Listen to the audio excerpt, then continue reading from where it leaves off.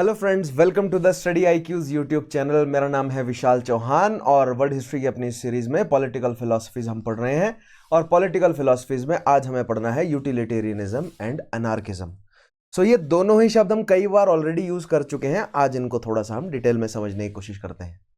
Alright, लेकिन आज के टॉपिक पर बढ़ने से पहले मैं स्टूडेंट्स को बताना चाहूंगा कि अगर उन्होंने अभी तक मेरे प्रीवियस सेशंस नहीं देखे हैं सो make sure they watch all those previous sessions. Study IQ के चैनल पर जाइए, आपको वहां पर मेरे नाम से प्लेलिस्ट मिल जाएगी, या अगर आप सिंपली यूट्यूब के सर्च बार पर मेरा नाम लिखते हैं विशाल चौहान तो पिछले सेशंस आप वहां से एक्सेस कर सकेंगे। Make sure you watch each and every session. मैं हर सेशन में बोलता हूं क्योंकि अगर आप पहली बार मेरी वीडियोस देख रहे हैं तो अगर आप चाहते हैं कि आपकी राइटिंग स्किल्स डेवलप हों और अगर आप मेंस लिखें यूपीएससी का, तो आपके लिए बहुत अनिवार्य हो जाता है कि मेरे सभी सेशंस को आप थॉरली कनेक्ट करके पढ़ें। क्योंकि मेरे पढ़ाने की फिलॉसफी अगर आप रेगुलरली फॉलो कर रहे हैं तो समझते होंगे, और अगर आप पहली बार देख रहे हैं तो आप समझ जाएंगे कि हम ज़्यादा से ज़्यादा कॉन्सेप्ट बिल्ड कर रहे हैं। राइट, हमारा मेन एजेंडा है कॉन्सेप्ट बिल्डिंग पर, फैक्ट्स इकट्ठा करने पे हमारा एम्फोसिस नहीं होता, वेयर एज फैक्ट्स हम ज़्यादा से ज़्यादा इकट्ठा करते ही हैं।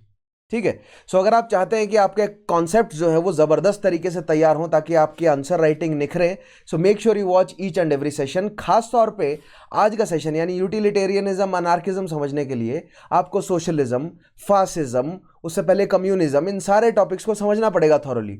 आपको रेनेसांस के बाद, एज ऑफ एनलाइटमेंट के बाद, global discoveries, world trade, imperialism, colonialism, world war 1, world war 2, इन सब का इतिहास थॉरली प्रिपेयर्ड होना चाहिए, तभी जाकर जो है वो आप जस्टिफिकेशन कर सकेंगे अपने आंसर्स के साथ।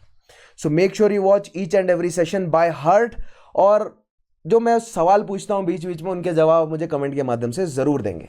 ठीक है, और अपना फीडबैक जरूर प्रोवाइड करेंगे कि आपको सेशन अच्छे लगे, बुरे लगे, या जैसा भी आप फील करते हैं सेशंस के बारे में।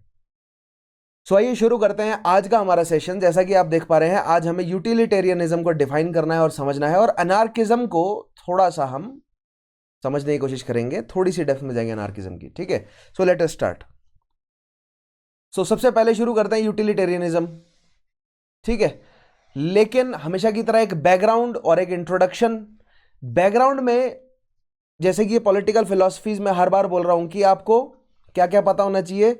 जो रेनेसांस है उसकी पूरी जो है वो रेनेसांस का कॉन्सेप्ट पता होना चाहिए, एज ऑफ एनलाइटमेंट का कॉन्सेप्ट पता होना चाहिए, ग्लोबल ट्रेड, ग्लोबल डिस्कवरीज का कॉन्सेप्ट पता होना चाहिए, और फिर उसके बाद मॉडर्न टाइम्स के जो फिलोसोफर्स हैं, कैपिटलिज्म की आइडियोलॉजी क्या है, मार्क्सिज्म क्या है, communism, socialism, fascism, world war 1, world war 2, imperialism, ये सारे कॉन्सेप्ट्स आपको थॉरली प्रिपेयर्ड होने चाहिए, तभी जाकर आप एक मतलब समग्रता में जो है वो समझ पाएंगे इस कॉन्सेप्ट को, डीपली जो है वो आप एम्बेड कर सकेंगे इन कॉन्सेप्ट्स को अपने दिमाग में। ठीक है, सो शुरू करते हैं यूटिलिटेरियनिज्म को। सो यूटिलिटेरियनिज्म जो है वो एज द वर्ड सजेस्ट निकल रहा है किससे? यूटिलिटी से। यूटिलिटी का मतलब अगर आप मोटे मोटे मतलब अगर आप सेंस में अगर ढूंढें तो यूटिलिटी का मतलब जितना ज़रूरत केवल उतना ही चाहिए, दैट इज यूटिलिटी, है ना। यूटिलिटी जितनी ज़रूरत है उतना मिल जाए, दैट इज यूटिलिटी, है ना। So utilitarianism is an ethical theory that states that the best action is the one that maximizes utility. Utility का मतलब ज़रूरत। ठीक है, अगर आप एक ब्रॉड सेंस में देखें तो यूटिलिटी का मतलब क्या है कि ज़रूरत या किसी रिसोर्स की कितनी ज़रूरत है ना। वो रिसोर्स कुछ भी हो, वो खाद्य मतलब कोई फूड प्रोडक्ट हो सकता है, वो कोई टेक्नोलॉजी का इक्विपमेंट हो सकता है कि वो कोई आइडिया ही हो, एजुकेशन ही हो, हेल्थ केयर हो, तो किस चीज़ की कितनी यूटिलिटी है। सो दैट मीन्स किस चीज़ की कितनी ज़रूरत है या कितनी खपत है, कितनी कंजम्पशन है, वो उसकी यूटिलिटी हो गई, या उसका कितना यूज़ है वो उसकी यूटिलिटी हो गई। सो दैट मीन्स एक यूटिलिटेरियनिज्म क्या कहता है कि the best action is one that maximizes utility. Utility को मैक्सिमाइज करे, यानी किसी भी आइडिया, किसी भी प्रोडक्ट से ज़्यादा जो है वो फायदा निकले, उसका ज़्यादा से ज़्यादा जो है वो एक पॉजिटिव सेंस में यूज़ हो। ठीक है, दैट इज यूटिलिटेरियनिज्म। इस पहले स्टेटमेंट से हमें यह पता चलता है, but this is not complete definition, धीरे धीरे डिफाइन करते हैं। ठीक है, हो सकता है कि अभी आपके मन में बहुत सारे सवाल हों, बहुत सारे आपके मन में कॉन्ट्रडिक्शंस भी उठ खड़े हों, लेकिन वो सब सॉर्ट आउट हो जाएंगे, जुड़े रहिए। Utility is defined in various ways, usually in terms of the well-being of sentiment entities.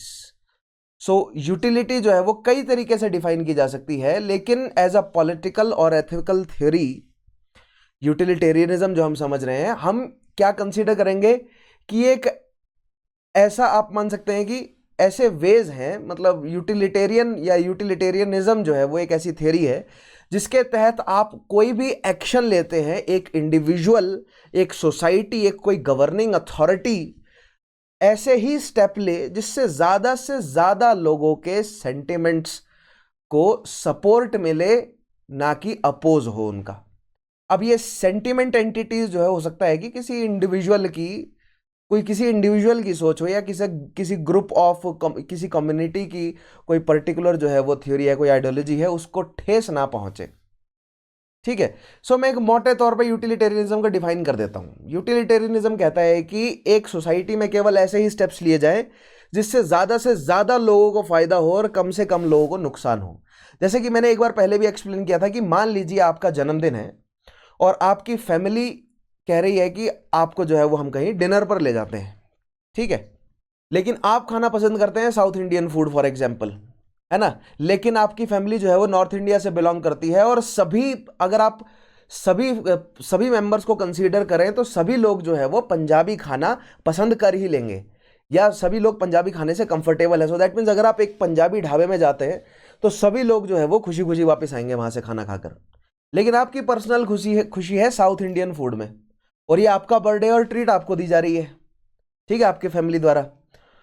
तो यहां पर आप सबको साउथ इंडियन फूड ले जाकर केवल खुद इंजॉय करेंगे और बाकी सबको जो है वो मतलब अनकंफर्टेबल करेंगे, या यहां पर आप अपने मीन्स को, अपनी खुशी को सेक्रीफाइस करेंगे और सभी की खुशी के लिए आप एक पंजाबी ढाबे में जाकर जो है वो ट्रीट लेंगे, और जहां पर मतलब पंजाबी खाने को आप भी जो है वो ऐसा नहीं है कि मतलब बिल्कुल नापसंद करते हैं, आप भी कंफर्टेबल हैं उसके साथ। सो लेकिन यहां पर ग्रेटर गुड है, आपका जो सोशल स्फीयर है उसमें सबका फायदा हो गया, ऐसा स्टेप आपने उठाया। तो यूटिलिटेरियनिज्म ये कहता है कि ऐसे कदम उठाए जाएं जिससे सबका फायदा हो या कम से कम नुकसान हो। इस तरह भी पुट किया जा सकता है कि कम से कम नुकसान हो सोसाइटी का और ज्यादा से ज्यादा क्या हो, फायदा। यानी कि जो सेंटिमेंट एंटिटीज हैं, भले वो एक इंडिविजुअल के हो, एक सोसाइटी में एक पर्टिकुलर कम्युनिटी के हो, उनको कम से कम आहत किया जाए। दिस इज यूटिलिटेरियनिज्म, ठीक है। अब इस यूटिलिटेरियनिज्म की जो आइडियोलॉजी है, इसके पहले प्रोपेलेंट्स में से प्रोपेलेंट कौन थे? तो जेरेमी बेंथम और जॉन स्टुअर्ट मिल, इन दो फिलोसोफर्स का नाम यूटिलिटेरियनिज्म के साथ जोड़ा जाता है। लेकिन यूटिलिटेरियनिज्म को अन्य कई जो है वो आइडियोलॉजीज ने, फिलोसोफर्स ने भी मतलब उसके तरफ अपनी सिंपथीज दिखाई हैं, ठीक है। Whereas जेरेमी बेंथम को कहा जाएगा the founder of utilitarianism, described utility as a sum of all pleasure that results from an action minus the suffering of anyone involved in the action. तो जो मैंने कहा ना कि ज्यादा से ज्यादा फायदा और कम से कम नुकसान, सो जेरेमी बेंथम ने क्या कहा कि कोई भी एक एक्शन लिया जा रहा है किसी एक व्यक्ति, कम्युनिटी, अथॉरिटेटिव फिगर द्वारा, तो वो फैक्शन जो है, वो जो भी एक्शन लिया जा रहा है वो ज्यादा से ज्यादा प्लेजर के लिए होना चाहिए। मान लीजिए कोई भी सरकार है, वो अपने सब्जेक्ट्स के लिए कोई लेजिस्लेशन कर रही है, कोई कानून बना रही है, तो वो कानून सभी के हित में होना चाहिए। ऐसा नहीं कि किसी एक माइनॉरिटी को वो आहत कर रहा है, नहीं, वो कानून सभी के हित में होना चाहिए। और अगर उस कानून में ऐसे कोई क्लॉज है, ऐसे कोई प्रोविजंस हैं जो किसी एक या एक से ज्यादा माइनॉरिटीज को आहत करते हैं, तो उनको उस कानून से हटा दिया जाए। दिस इज यूटिलिटेरियनिज्म, ठीक है, जो कि जेरेमी बेंथम ने बहुत एक सिंपल सी एक स्टेटमेंट में बोला है कि the sum of all pleasure that results from an action minus the suffering of anyone involved in the action। so यहां पर प्लेजर वर्ड का यूज किया गया है यूटिलिटेरियनिज्म पर, ठीक है। तो ये प्लेजर क्या है मैं आपको समझाता हूं। अगर आपसे कोई ये पूछे कि आप जो है वो आईएएस क्यों बनना चाहते हैं, ठीक है, या और कोई भी सवाल कि आप अगर पर्टिकुलरली आपसे पूछा गया आपका फेवरेट खाना क्या है, तो आप कहेंगे कि मतलब मान लीजिए छोले भटूरे आपका फेवरेट खाना है, ठीक है, हो सकता है कुछ कईयों का हो, ठीक है, I don't mind chole bhature. लेकिन मान लीजिए कि आपसे कहा गया कि आपका फेवरेट खाना क्या है, आपका फेवरेट प्रोफेशन क्या है, आपकी फेवरेट गाड़ी क्या है, यानी कि इस तरह कोई सवाल पूछा गया और अगर इस सवाल के तहे में उतरा जाए, ठीक है, तो अंत में यह निकलेगा कि आप जो भी करना चाहते हैं ना, ठीक है, वो आपको खुशी देता है। दैट मीन्स कि आप अपने प्लेजर के लिए कर रहे हैं। अगर आप आईएएस बनना चाहते हैं तो सीरीज ऑफ क्वेश्चंस अगर मैं पूछता जाऊं ना, तो अंत में जाकर यही कंक्लूजन निकलेगा कि आप अपने प्लेजर के लिए कर रहे हैं, भले ही वो काम आप मतलब सोसाइटी की सर्विस करने के लिए कर रहे हो, लेकिन उससे भी आपको प्लेजर ही मिल रहा है। तो अंत में आपकी खुशी ही जो है वो निचोड़ निकलेगी आपके सभी एक्शंस का, ठीक है, मतलब ज्यादातर केसेस में। सो दैट मीन्स ये कि जो प्लेजर है वहां से आप एक्टिविटीज या सोशल एक्टिविटीज को डिफाइन कर सकते हैं। सो दैट मीन्स एक सोसाइटी के अंदर केवल ऐसे ही फैसले लिए जाएं, society as a whole collectively केवल ऐसे ही फैसले ले जो सबको प्लेजर दे। इसलिए यहां पर सम ऑफ ऑल प्लेजर्स कहा गया है जेरेमी बेंथम द्वारा, क्योंकि वो जानते हैं कि जो भी एक्शन इंसान लेता है वो प्लेजर के लिए ले रहा है, ठीक है, कहीं ना कहीं डीप डाउन स्व इच्छा, वैनिटी जो है वो, प्लेजर जो है वो छुपा है, ठीक है। आगे देखिएगा, utilitarianism is a version of consequentialism. Consequentialism में से यूटिलिटेरियनिज्म निकल कर आता है। कंसीक्वेंशियलिज्म क्या कहता है कि केवल मतलब अंत का सोचकर जो है, यानी कि केवल ऐसे स्टेप्स ही लिए जाए जिससे फेवरेबल जो है वो आउटकम्स निकले। सो फेवरेबल आउटकम्स को कंसीडर करके अगर एक्शंस लिए जा रहे हैं तो उसको कंसीक्वेंशियलिज्म कहा जाएगा। दैट मीन्स जो अंत भला तो सब भला वाली जो मेंटेलिटी होती है ना, दैट इज कंसीक्वेंशियलिज्म, कि अगर अंत भला है तो अगर किसी भी तरीके के मीन्स इस्तेमाल किए गए हैं उस फेवरेबल एंड को पाने के लिए तो उन मीन्स का कोई मतलब नहीं रह जाता, ठीक है। वेराज गांधी जी क्या कहते हैं कि जो मीन्स हैं, जो जर्नी है, जो स्टेप्स आपने उठाए वो फेवरेबल एंड लेने के लिए, वो मायने रखते हैं, ठीक है। जैसे कि बोस कहते थे कि क्रांति, रेवोल्यूशन, वायलेंस से जो है वो आजादी ले आएंगे, ठीक है। वेराज गांधी कह रहे थे कि हम step by step non violent तरीके से पहुंचेंगे। सो दोनों ही आजादी लाना चाहते थे, लेकिन दोनों की जो स्टेप्स हैं वो अलग अलग थे। एक कह रहे थे कि हम रेवोल्यूशन, थोड़ा सा वायलेंस करके आजादी लेंगे, और दूसरी साइड गांधी जी कह रहे थे कि नॉन वायलेंस से आजादी लेंगे। तो गांधी जी कह रहे थे कि जो मीन्स है, यानी कि जो हम स्टेप्स उठाएंगे ना आजादी लाने के लिए, वो आजादी के बाद के भारत को डिफाइन करेंगे, ठीक है। तो केवल आजादी पाना जो है वो एकमात्र, आजादी पाना केवल एकमात्र जो है वो हमारे जो आज़ादी के संग्राम के जो जितने भी नेशनलिस्ट थे उनका एजेंडा नहीं था। उसके बाद के भारत को कंस्ट्रक्ट करना असली गेम था। जैसे कि मैं हर बार बोलता हूं कि केवल एग्जामिनेशन क्रैक करना, केवल यूपीएससी सीएससी निकालकर, मेंस निकालकर, इंटरव्यू निकालकर केवल जो है वो लबास ना पहुंचना आपका टारगेट नहीं होना चाहिए। उसके बाद का जो करियर है, उसके बाद का जो देश चलाना है, उसके बाद उस करियर के बारे में आपको सोचना है। उस करियर को ध्यान में रखते हुए आपको तैयारी करनी है, ठीक है। और जो एग्जामिनेशन है, जो यूपीएससी, वो तो पहली कड़ी है, वो तो केवल समझ रहे हैं, वो पहला स्टेप है। उसके बाद है चुनौतियां, तो पूरा का पूरा करियर है, राइट। सो दैट इज कंसीक्वेंशियलिज्म, कि रिजल्ट क्या होगा, रिजल्ट को ध्यान में रखते हुए अगर स्टेप्स उठाए गए हैं, तो that is consequentialism, which states that consequences of any action are the only standard of right and wrong, ठीक है। कंसीक्वेंशियलिज्म क्या कहता है कि मान लीजिए कि आपने जो है वो कोई भी, मान लीजिए पैसा कमाया आपने, खूब करप्शन करके, खूब आपने खून खराबा किया, लेकिन अंत में हुआ कि आपने बहुत पैसा कमाया, बहुत संपत्ति गई, बहुत पॉलिटिकल जो है वो कंट्रोल आपने गेन किया। सो कंसीक्वेंस क्या निकला, आप एक शक्तिशाली व्यक्ति उभर कर आए, लेकिन आपने जो रास्ता चूज किया उससे क्या हुआ, कई लोगों का जीवन खराब हुआ। तो कंसीक्वेंशियलिज्म क्या कहता है कि जो अंत है, अगर अंत भला है तो सब भला है, ठीक है। That is कंसीक्वेंशियलिज्म। सो कंसीक्वेंशियलिज्म का ही एक रूप है यूटिलिटेरियनिज्म, जहां पर यूटिलिटेरियनिज्म भी यही कहता है कि ज्यादा से ज्यादा लोगों का फायदा हो, जहां पर ज्यादा से ज्यादा लोगों का फायदा हो वैसे स्टेप्स लिए जाए। मान लीजिए कि आप कहीं जो है वो जंगल में से टहल रहे हैं, ठीक है, वहां पर आप गए, तो वहां पर ना जो वहां के लोकल लोग थे, जंगल के जो लोग थे, जो ट्राइबल्स थे, उनको मान लीजिए कि किसी गुरिल्ला फोर्स ने जो है वो बंदी बना रखा है, ठीक है। तो आप किसी जंगल में गए और उस जंगल में जो है मान लीजिए 20-25 लोगों को फौजियों ने बंदी बना रखा है और उन पर बंदूकें तान रखी हैं, और आप आए और आपको बोला गया कि अगर आप किसी एक व्यक्ति को मार देते हैं ना इनमें से, तो हम बाकी सबको छोड़ देंगे, ठीक है, और अगर आप नहीं मारते हैं तो हम सबको मार देंगे। आप पे ये कंडीशन डाल दी उन्होंने, तो अब आप तो इनोसेंटली उस जंगल से गुजर रहे थे, मान लीजिए आप तो पीछा कर रहे थे किसी तितली का, ठीक है, मतलब कहने का मतलब आप बर्ड वॉचिंग कर रहे थे या आप किसी जानवर का पीछा कर रहे थे या जनरली आप जंगल में से गुजर रहे थे घूमते फिरते, यानी आप अपनी धुन में थे और अचानक से आपके ऊपर जिम्मेदारी दे दी कि या तो एक व्यक्ति की जान ले या तो सभी की जान जाएगी। इतना बड़ा जो है वो इतनी बड़ी जिम्मेदारी आपके ऊपर आ गई। तो अब आप ऐसे में क्या करेंगे? सो यूटिलिटेरियनिज्म कहता है कि जहां पर 20-25 लोग मर ही रहे हैं, they are already dead person, वहां पर अगर आप केवल एक को मार के सबकी जान बचा ले तो इससे मेजॉरिटी का फायदा हुआ ना। यूटिलिटेरियनिज्म क्या कह रहा है? ज्यादा से ऐसे एक्शंस करने हैं जिससे ज्यादा से ज्यादा लोगों के फायदे हों। लेकिन जो कांतिज्म है, कांतिज्म कह रहा है कि वायलेंस करना ही नहीं, मारना ही नहीं है। तो ऐसे में अगर आप बंदूक रख के चले जाएंगे और फिर 20 के 20 लोग जो है 25 के 25 लोगों को मार दिया गया, तो अब गलती किसकी है? आपकी या आपके, मतलब गलती क्या आपकी है कि आपने एक व्यक्ति को ना मार के अपने ऊपर जो है वो एक व्यक्ति के कत्ल का मतलब दाग नहीं लगाया, या आपने अगर उस एक व्यक्ति को नहीं मारा तो वो 20-25 लोगों के कत्ल का दाग आपके ऊपर लगा, या उन लोगों को तो मरना ही था, आप तो इररेलेवेंट थे इस पूरे कॉन्सेप्ट के साथ, आपको तो जबरदस्ती घसीटा गया।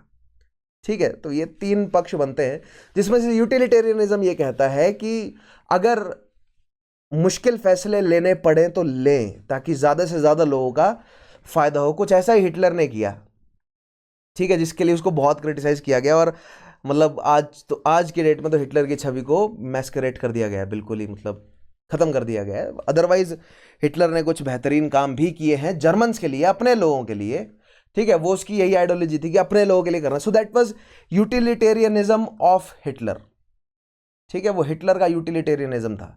तो आई होप आपको यूटिलिटेरियनिज्म समझ आया होगा। आगे बढ़ते हैं। Unlike other forms of consequentialism such as egoism, अब egoism is a form of consequentialism। egoism क्या कहता है कि वही काम करो जो खुद को सेटिस्फाई करे, सोसाइटी की चिंता मत करो, जो यानी कि आप केवल वही एक्शन लें जो आपकी मर्जी हो, जो आपको बेस्ट से बेस्ट जो है वो फायदा पहुंचाए। सो ईगोइज्म को ही फॉलो करके पूरी दुनिया चल रही होगी ऑब्वियसली। आपने, हमने, सबने जो है वो इगोइज्म को फॉलो करके स्टेप्स उठाए होंगे जिससे हमें फायदा हो, दूसरे का ना हो, ठीक है। Utilitarianism considers the interest of all beings equally. Utilitarianism क्या बोलता है कि सभी को फायदा पहुंचे। एक एग्जांपल और देता हूं, मान लीजिए कि 5 लोग हैं, ठीक है, किसी की किडनी खराब है, किसी का लिवर खराब है, किसी को लंग ट्रांसप्लांट चाहिए, किसी को हार्ट ट्रांसप्लांट चाहिए, किसी के इंटेस्टाइन्स खराब हैं, तो इन सबको जो है वो इन बॉडीली ट्रांसप्लांट चाहिए, ठीक है। और एक व्यक्ति है वो, और ये सभी लोग जो है वो सोसाइटी को कंट्रीब्यूट कर रहे हैं, अदरवाइज कामयाब बिजनेसमैन है, कोई गवर्नमेंट ऑफिसर है, कोई डॉक्टर है, और खुद ही जो है वो उनको शारीरिक समस्याएं हैं, अगर उनको ट्रांसप्लांट नहीं मिला तो वो मर जाएंगे। दूसरी जगह एक और इंडिविजुअल है, वो बॉडी उसकी पूरी हेल्दी है, लेकिन वो सोसाइटी का, मतलब सोसाइटी पर एक तरह से लायबिलिटी है। क्यों? क्योंकि वो कुछ काम नहीं करता, वो सरकार से उधार लेकर रह रहा है, सरकार उसको जीने के लिए पैसे दे रही है, हो सकता है कि वो भीख मांगता हो, ठीक है, एक ऐसा व्यक्ति है। तो यूटिलिटेरियनिज्म कहता है कि इस व्यक्ति को मारो और इस व्यक्ति के अंग जो है वो इन 5 व्यक्तियों को दो, ताकि इस एक लायबिलिटी का अंत हो, और ये 5 जो रिसोर्सेज हैं, ठीक है, ये 5 जो एसेट्स हैं, इनको वापस सोसाइटी में कंट्रीब्यूट करें, ठीक है। सो दिस इज ये एक पक्ष है यूटिलिटेरियनिज्म का, जिसको एक्ट यूटिलिटेरियनिज्म कहा जाता है, यानी ऐसे मुश्किल फैसले लेने पड़ेंगे जिससे ज्यादा से ज्यादा लोगों का फायदा हो, ठीक है। दिस इज एक्ट यूटिलिटेरियनिज्म, जिसको सपोर्ट किया किसने? जेरेमी बेंथम ने, ठीक है। लेकिन जॉन स्टुअर्ट मिल और भी कई सारे जो है वो यूटिलिटेरियनिज्म ने कहा कि इतना एक्सट्रीम मत जाओ, लोगों को मारना क्यों है, ठीक है। तो दूसरी साइड, दूसरा पक्ष है यूटिलिटेरियनिज्म का, रूल यूटिलिटेरियनिज्म, जिसने कहा कि यूटिलिटेरियनिज्म को भी अप्लाई करने के लिए कुछ कायदे होने चाहिए, जिसमें किसी भी इनोसेंट को मारा जाना जो है वो वैध नहीं होगा, भले ही उससे कितने ही लोगों का फायदा हो। सो इस तरह का यूटिलिटेरियनिज्म, जिसने कुछ सर्टेन सेट ऑफ गाइडलाइंस कर दी हैं कि एक्सट्रीम, जो कि एक्सट्रीम में ना जाए, एक तरह से मॉडरेट यूटिलिटेरियनिज्म रहे। सो दैट इज रूल यूटिलिटेरियनिज्म, ठीक है। सो देखिएगा, proponents of utilitarianism have disagreed on a number of points such as whether actions should be chosen based on their likely results, जिसको कहा गया एक्ट यूटिलिटेरियनिज्म, है ना, कि ऐसे एक्शंस लिए जाएं जिससे ज्यादा से ज्यादा लोगों को फायदा हो, और whether agents should conform to rules that maximise utility. ठीक है, क्यों? क्योंकि इन द शॉर्ट रन अगर आप इस एक बहुत सारे लोग जो है वो सहमत होंगे कि ये लाइबिलिटी है सोसाइटी पर, इसका जीवन खत्म कर दो, 5 ऐसे लोगों का जीवन जो है वो वापस ट्रैक पर आ जाएगा जो कि सोसाइटी के लिए एसेट्स हैं। ठीक है, लेकिन ये शॉर्ट टर्म रेमेडी है। इन द लॉन्ग टर्म क्या इसी कॉन्सेप्ट को दुरुपयोग नहीं किया जाएगा कि मार दो उस व्यक्ति को, वो लायबिलिटी है? तो वैसे तो आप मतलब मास किलिंग्स को, अथॉरिटेटिव किलिंग्स को या मॉब लिंचिंग्स को जो आप क्या कर देंगे, आप मतलब जस्टिफाई कर देंगे ऐसे तो। ठीक है, तो in the long run act utilitarianism जो है वो क्या रहेगा, वो नुकसानदेह रहेगा। इसलिए रूल यूटिलिटेरियनिज्म क्या कहता है कि agents should conform to rule that maximise utility. और मैक्सिमाइज कब होगी यूटिलिटी? जब लॉन्ग रन को ध्यान में रख के आप कोई स्टेप जो है वो यूटिलिटी को बढ़ाने के लिए लेंगे। ठीक है, so that is rule utility, rule utilitarianism.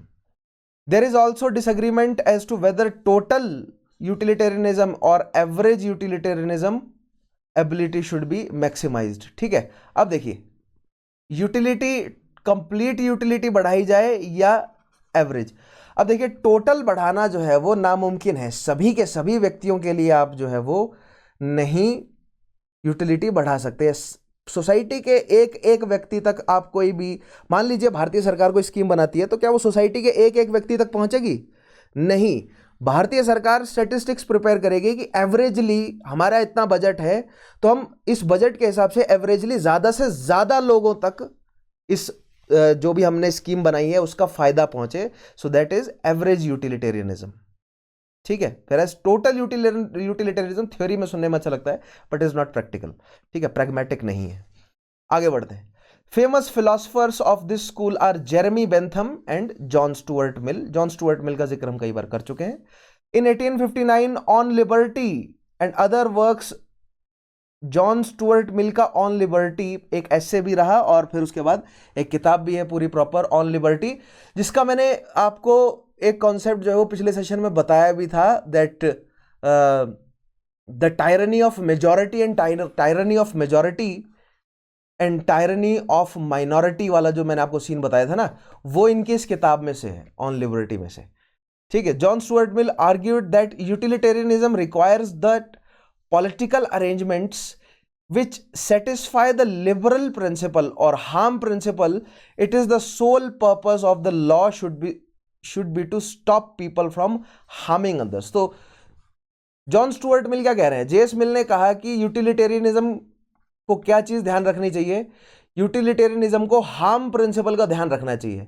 Harm principal क्या कहता है कि कोई भी व्यक्ति, ये तो मोरालिटी हो गई है ना, कि कोई भी व्यक्ति ऐसा एक्शन ना ले जिससे दूसरे का, individual as well as society का नुकसान हो। ठीक है, ये हो गया हार्म प्रिंसिपल। लेकिन जेएस मिल क्या कह रहे हैं कि हमारा जो भी स्टेट है ना, जो भी राज्य है, जो भी कॉन्स्टिट्यूशन है, वही इसी तरह डिजाइंड होना चाहिए, वही लिबर्टी के प्रिंसिपल पर या हार्म प्रिंसिपल पर डिजाइंड होना चाहिए कि कानून ही ऐसे हो जो कि विवश करे इंडिविजुअल को, फोर्स करे इंडिविजुअल को कि वो ऐसे स्टेप ले ही ना सके जिससे किसी दूसरे का हार्म हो। ऐसा उन्होंने ऑन लिबर्टी में कहा। उसके अलावा मैंने आपको बताया tyranny of majority, tyranny of minority वाला जो फंडा है वो भी जॉन स्टुअर्ट मिल की किताब ऑन लिबर्टी से ही है। ठीक है, the main objection to the utilitarianism is the inability to quantify, compare और मेजर हैप्पीनेस और वेलबींग। अब देखिए, यूटिलिटेरियनिज्म कह रहा है कि प्लेजर के लिए काम करना है ना, सोसाइटी के लिए, पूरी सोसाइटी के प्लेजर के लिए काम करना है। लेकिन कार्ल मार्क्स कह रहे हैं कि किस व्यक्ति को कितना, किस चीज में कितना प्लेजर आता है वो कैसे डिसाइड करोगे? कौन से फॉर्मूले हैं आपके पास? क्या कैलकुलस है आपकी? कैसे कैलकुलेट करोगे कि किस व्यक्ति को कब, किस सोसाइटी को, किस ग्रुप ऑफ पीपल को, राइट, किस प्रोफेशन रखने वाले व्यक्ति को, किस बैकग्राउंड से, किस एथनिसिटी के व्यक्ति, किस कल्चर के, किस लैंग्वेज के लोगों को, किस नेशनैलिटी के लोगों को किस एक्टिविटी में कितना प्लेजर आएगा, इसको कैसे कैलकुलेट करेंगे? तो यूटिलिटेरियनिज्म प्रैग्मेटिक है ही नहीं, भले ही सुनने में कितना अच्छा लग रहा हो। ऐसा कहा कार्ल मार्क्स ने। ठीक है, further Karl Marx in his Das Kapital criticizes Bentham's utilitarianism on the grounds that it does not appear to recognize that different people have different joys. Simple सी बात है, अलग अलग लोगों को अलग अलग चीज़ों में मज़ा आता है, ठीक है। अब जैसे भारतीय हम ट्रॉपिकल रीजन में है ना, मतलब एटलीस्ट जो पेनिनसुलर इंडिया के लोग हैं वो ट्रॉपिकल रीजन में, जब बारिश होती है तो हम खुश हो जाते हैं, बढ़िया एकदम, है ना। मूवीज में देखा है ना बारिश को लेकर हम कितने ज़्यादा सेंटिमेंटलिस्ट हैं। तो जैसा हम मानसून की बारिश को लेकर हम इतना खुश हो जाते हैं, हम सावन की हवाओं को लेकर इतना खुश होते हैं, उससे बिल्कुल विपरीत है किसका? यूरोपियंस का। यूरोपियंस स्प्रिंग को लेकर बहुत ज़्यादा खुश होते हैं, वहाँ पर सर्दियाँ खत्म होती हैं, गर्मियाँ आती हैं, तो वहाँ पर लोग बीचेस वगैरह में पहुँच जाते हैं इंजॉय करने, ठीक है। जिस तरह भारत में सर्दियाँ होती हैं तो सब हिमाचल भागते हैं, जब गर्मियाँ बढ़ती हैं तो सब हिमाचल भागते हैं। यूरोप में जब सर्दियाँ बढ़ती हैं तो सब जो है वो ट्रॉपिकल रीजन में भागते हैं, तो वो जोग्राफिकल डिफरेंस है। सो एग्जाम्पल है कि हर एक मतलब कम्युनिटी टू कम्युनिटीज जो है वो जॉइस बदल जाते हैं, ठीक है। मान लीजिए कि भारत के लोगों को मीट, या भारत में जो मेजॉरिटी ऑफ हिंदू कम्युनिटी है या जो वैष्णव कम्युनिटी है वो मीट खाना पसंद नहीं करती, ठीक है। लेकिन अगर अरेबियन लोग हैं, यूरोपियन लोग हैं, जहाँ पर कुछ नहीं उगता, तो हिस्टोरिकली जोग्राफिकली जो है वो उनका कल्चर ही डेवलप ऐसा हुआ है कि मीट पर उन्हें डिपेंडेंट रहना पड़ा, तो वो मीट को खुलकर एंजॉय करते हैं, सेलिब्रेट करते हैं मीट को वो, ठीक है। तो हर एक व्यक्ति के लिए अलग अलग जॉय है। तो कैसे आप यूटिलिटेरियस्टिक जो है वो मेजर्स प्रिपेयर करेंगे, तो यहाँ पर कॉन्ट्राडिक्शंस आ जाती है। सो ऐसा मार्क्स ने 10 कैपिटल में भी यूटिलिटेरियनिज्म को क्या किया है? क्रिटिसाइज, ठीक है। बेंथम को क्रिटिसाइज किया एक्चुअली। आगे देखिए अब, सो this is utilitarianism. I hope आपको समझ आया होगा, पहले भी हम डिस्कस कर चुके हैं, कोई ज़्यादा बड़ी और खास बात नहीं है यूटिलिटेरियनिज्म। एनार्किज्म वेयर एज जो है वो थोड़ा सा समझने वाला फंडा है। एनार्किज्म क्या है? सो हमने लिबर्टेरियनिज्म पढ़ा, या सोशलिस्टिक लिबर्टेरियनिज्म भी पढ़ा, या जनरली लिबर्टेरियनिज्म में मैंने आपको बताया था कि जो लिबरल या लिबर्टेरियन है वो चाहते हैं कि एक सोसाइटी में राज्य यानी स्टेट यानी गवर्नमेंट का कंट्रोल कम से कम हो, और इंडिविजुअल यानी कि एक व्यक्ति के पास अथॉरिटी, शक्ति या फ्रीडम जो है वो ज़्यादा से ज़्यादा हो। दिस वाज लिबर्टेरियनिज्म, ठीक है। और मैंने आपको बताया था कि libertarianism is actually left wing anarchism, ठीक है। एनार्किज्म का राइट विंग क्या बोलेगा? स्टेट बिल्कुल ही ना हो, कंप्लीट एनार्की हो, ठीक है, कि राज्य का कोई मतलब ही ना बने, सभी लोग जो, या तो हर एक व्यक्ति आज़ाद हो, या तो छोटे छोटे ग्रुप्स हों, बड़े लेवल पर सेंट्रलाइज्ड गवर्नमेंट्स ना हो। ये राइट विंग एनार्किज्म कहेगा, ठीक है। लेकिन लेफ्ट विंग एनार्किज्म क्या कहेगा, है ना? अच्छा, अगर आप सामने से देख रहे होंगे तो this would be the right and this would be the left for you, ठीक है। लेकिन चलो मैं अपने हिसाब से बोलूंगा, सो this is my right and this is my left, ठीक है। सो लेफ्ट विंग एनार्किज्म क्या कहेगा कि स्टेट केवल इतनी हो कि चेक कर सके कि कोई जो है वो इस मिली हुई फ्रीडम का गलत इस्तेमाल ना करे, यानी दूसरे को हार्म ना पहुंचाए, केवल इतनी हो स्टेट। अदरवाइज ज्यादा से ज्यादा अथॉरिटी जो है वो किसके पास हो? इंडिविजुअल के पास, ठीक है। सो आइए देखते हैं एनार्किज्म को डिफाइन करते हैं। तो दैट मीन्स एनार्किज्म के बारे में ये कुछ बेसिक चीजें हम ऑलरेडी जानते हैं, ठीक है।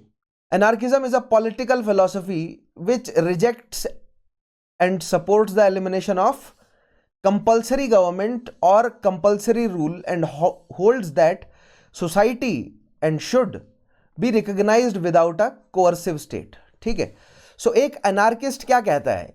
अगर मान लीजिए मैं ये कहूं या आप कल को ये कहें कि मैं नहीं मानता कि मेरे ऊपर भारत सरकार का कंट्रोल है, मैं क्यों मानूं कि मेरे ऊपर किसी का कंट्रोल है? मैं क्यों मानूं किसी राज्य सरकार का मेरे ऊपर कंट्रोल है? मैं क्यों किसी को टैक्स दूं? राइट, मुझे मतलब नहीं है, मैं अपनी भूमि में जो है वो चार दीवारी करके आराम से बैठूंगा। मुझे किसी और का आधिपत्य मुझ पर क्यों थोपा गया है? चलो मैं इस तरह पुट करता हूं, हम पैदा होते ही क्या आपको पता था कि आप किस देश में पैदा हुए हैं? आपके देश का प्रधानमंत्री कौन है? आपके देश का राष्ट्रपति कौन रहा है? आपके देश का क्या इतिहास रहा है? आप किस कॉन्टिनेंट में, कुछ नहीं पता होता ना। हम पैदा होते हैं और हमारे पास केवल सेंस ऑफ स्मेल के माध्यम से हमें अपने माता और पिता का, और जनरली केवल माता का पता होता है कि मेरी माता कौन है, राइट। वो भी सेंस ऑफ स्मेल से पता होता है एक नवजात शिशु को, मानव के, ठीक है, ह्यूमन इन्फेंट को। बाकी सारे आइडियाज तो हमारे दिमाग में डाले गए हैं ना, बाकी सारे कॉन्सेप्ट धीरे धीरे आपको पता चलता है ना कि धीरे धीरे through out the process of education आपको समझाया जाता है कि अच्छा ये होता है नेशन, अच्छा ये राज्य, अच्छा राज्य में डिस्ट्रिक्ट्स होती हैं, अच्छा ये प्रधानमंत्री, ये राष्ट्रपति। हमें ज्योग्राफी, हिस्ट्री, पॉलिटी, इकोनॉमिक्स, ये सब्जेक्ट्स धीरे धीरे पढ़ाए जाते हैं। हमें तब समझ आता है कि अच्छा हम एक देश के निवासी हैं, अच्छा अच्छा कॉन्टिनेंट्स भी हैं, अच्छा ये लोग आपस में लड़े भी हैं, हमने आज़ादी भी पाई है, नेशन करके भी कोई चीज़ होती है। ठीक है, तो हमें ये सारे आइडियाज धीरे धीरे पता चलते हैं।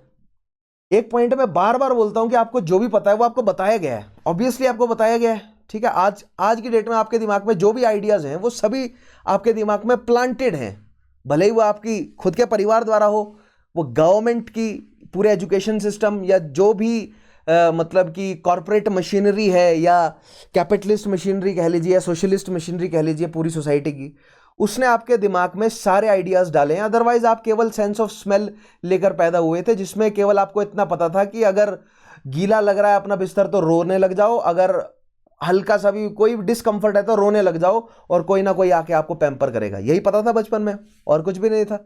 ठीक है, तो अनार्किस्ट क्या कहते हैं कि एक इंसान के ऊपर किसी का शासन नहीं होना चाहिए। ये जो शासन वाला सिस्टम है ना, ये इंसान ने अपनी ग्रीड के हिसाब से बनाया हुआ है। जो शक्तिशाली था उसने दूसरे के ऊपर अपना शासन स्थापित कर दिया। जब शक्तिशाली नेशंस इकट्ठा हुए तो वो आपस में लड़े, और जीतने वाली पक्ष ने हारने वाले पक्ष को पूरी तरह जो है वो कुचल दिया। वर्ल्ड वॉर 1 के बाद ट्रीटी ऑफ वर्साई में जर्मनी के हाथ पैर मुंह सब बांध दिया गया था। ठीक है, वर्ल्ड वॉर 2 के बाद जर्मनी को पूरा डिसबैंड कर दिया गया था लगभग। ठीक है, और यूएस ने पूरी दुनिया पर, यूएस और यूएसएसआर पूरी दुनिया पर कंट्रोल करने के लिए अगले 30-40 सालों तक लड़ते रहे थे। ठीक है, और फिर यूएसएसआर के जाने के बाद अभी भी खींचतान चली हुई है पूरी दुनिया में ग्लोबल डोमिनेशन की। सो दैट मीन्स एनार्किस्ट ये कहते हैं कि ये सरकार होना ऊपर जो है वो नेचुरल नहीं है। इंसान, ह्यूमन इज बॉर्न फ्री। ठीक है, human is born free but everywhere he is in chains. मुझे बताएंगे ये किसने कहा, मैंने पढ़ाया है ये। Man is born free but everywhere he is in chains, ऐसा किसने कहा है मुझे तुरंत कमेंट में बताएंगे। ठीक है, सो पॉइंट अनार्किस्ट का ये है कि ह्यूमन इज बॉर्न फ्री, बाकी सारी चीजें तो हम पर थोपी गई हैं, तो अगर आप ना मानो तो आप अनार्किस्ट हैं। ठीक है, तो ये जो अनार्किज्म वाला जो आइडिया है ना, ये 19th सेंचुरी में काफी पॉजिटिवली लिया जाता था कि, और लोग समझते थे कि हाँ भैया तुम कह तो ठीक रहे हो। लेकिन धीरे धीरे नेशनलिज्म की भावना भी बढ़ी थी, और नेशनलिज्म की भावना से मैंने आपको बताया था कि धीरे धीरे लोगों के अंदर प्राइड की भावना जो है वो भरी जानी शुरू कर दी गई थी, ताकि राष्ट्रों को मजबूत किया जा सके, और फिर वो राष्ट्र बाद में लड़े थे वर्ल्ड वॉर में, है ना। सो नेशनलिज्म की भावना जैसे जैसे बढ़ती गई, एनार्किज्म जो है वो टेररिज्म में कन्वर्ट होता गया, कम्युनिज्म टेररिज्म में कन्वर्ट होता गया। ठीक है, सोशलिज्म जो है वो कैपिटलिस्ट राष्ट्रों के लिए। सो प्रेजेंट डे में कैपिटलिस्ट राष्ट्रों के लिए एनार्किस्ट, सोशलिस्ट, कम्युनिस्ट, ये सब टेररिस्ट हैं, मतलब ऑलमोस्ट टेररिस्ट जैसे हैं, या इनके आइडियोलॉजीज को वो काफी हॉस्टाइल कंसीडर करते हैं अपने लिए। क्यों? क्योंकि वो उनका बना बनाया इकोनॉमिक सिस्टम चैलेंज कर देते हैं, खासतौर पे एनार्किस्ट। ठीक है, सो ये स्टेटमेंट एक बार फिर से पढ़ते हैं, इस जो मैंने आपको बताया पूरा कॉन्सेप्ट, इसको ध्यान में रखते हुए ये स्टेटमेंट पढ़ते हैं और समझने की कोशिश करते हैं एनार्किज्म क्या है। ठीक है, so anarchism is a political philosophy which rejects कर देता है, या तो पूरी तरह एलिमिनेट करने को कहता है। किस चीज को? कंपल्सरी गवर्नमेंट और कंपल्सरी रूल।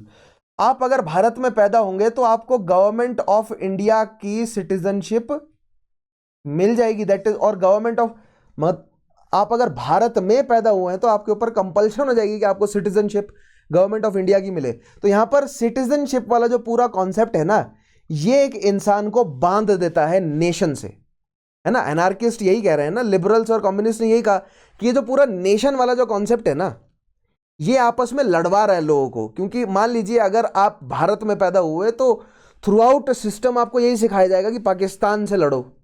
अगर आप पाकिस्तान में पैदा हो गए तो पूरा सिस्टम ही आप पर यही जोर डाल रहा है कि आपको भारत से नफरत करनी है, आपको अफगानिस्तान से प्यार करना है। अफगानिस्तान को ये सिखाया जा रहा है कि ईरान से झगड़ा करो क्योंकि वो शिया बहुल देश है। ठीक है, ईरान को ये सिखाया जा रहा है कि सऊदी से पंगा लेकर रखना है क्योंकि तुम्हारे पास भी तेल है, उनके पास भी तेल है। ठीक है, और ये पावर स्ट्रगल है कि कौन जो है वो ओपेक कंट्रीज को कंट्रोल करके रखेगा। तो लोगों के मन में ये भावनाएं नेशनैलिटी के आधार पर बचपन से डाली जाती हैं, and this can go on for her एक कंट्री के लिए मैं इस तरह का कोई एक नेशनल कॉन्फ्लिक्ट जो है वो आपको गिना सकता हूं। तो कोई भी देश खुश नहीं है, हर एक देश में कोई ना कोई इस तरह का बड़ा नेशनल कॉन्फ्लिक्ट है। तो ये नेशनल नेशन की भावना से ही उत्पन्न होता है।